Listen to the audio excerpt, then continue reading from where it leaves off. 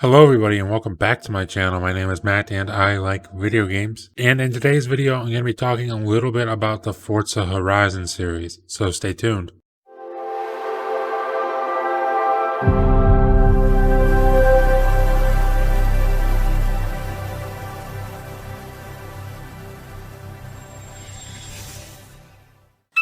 So the other day, I was watching a gameplay video on YouTube of Need for Speed Underground 2, and I'm not even sure why, really. I guess I was just in the mood for a little bit of nostalgia, but either way, I was watching the trailer, and I had this thought about how weird it is that most racing games nowadays don't push boundaries, and they don't give you nearly as many options as a game like Underground 2 did way back in 2004. In so many ways, Need for Speed Underground 2 is my favorite racing game of all time. But going way back to 2005, just 1 year after the release of Underground 2, I barely played it anymore. And I never really got into racing games again until 2012 when a game called Forza Horizon was released. Now, I had previously played racing sim games like Gran Turismo and Forza Motorsport, but it was never really my thing. I wanted a game to just give me a car and let me customize it to my heart's content and then set me loose in a big open world. And that is exactly what Forza Horizon did. And the cherry on top was the soundtrack. I mean, I went in with pretty low expectations because most racing game soundtracks do absolutely nothing for me. But once I turned on the Horizon Rocks radio station, I just couldn't get enough of that music. I mean, they had the Arctic Monkeys, Two Door Cinema Club, the Silver Sun Pickups, the Black Keys, the Stone Roses. This was some awesome music to listen to while just cruising around. And this was exactly the game I needed to begin loving racing games again. Fast forward a few years later to 2014 and Forza Horizon 2 is released, and it takes everything that the original game did and does it bigger and better and with much more detail thanks to the upgrade from the 360 to the current gen Xbox One. And don't think for a second that I forgot about the soundtrack in this game either. In fact, this game's soundtrack is how I found out about Royal Blood, who by the way are one of the best bands going today. And you should definitely check them out if you're into hard rock like I am. Fast forward again to 2016 and Forza Horizon 3 continues the trend of improvement and it gives you a massive map of Australia to explore. And I was absolutely hooked on this game. It was all I wanted to play for almost a full year. And then once they added the Hot Wheels expansion,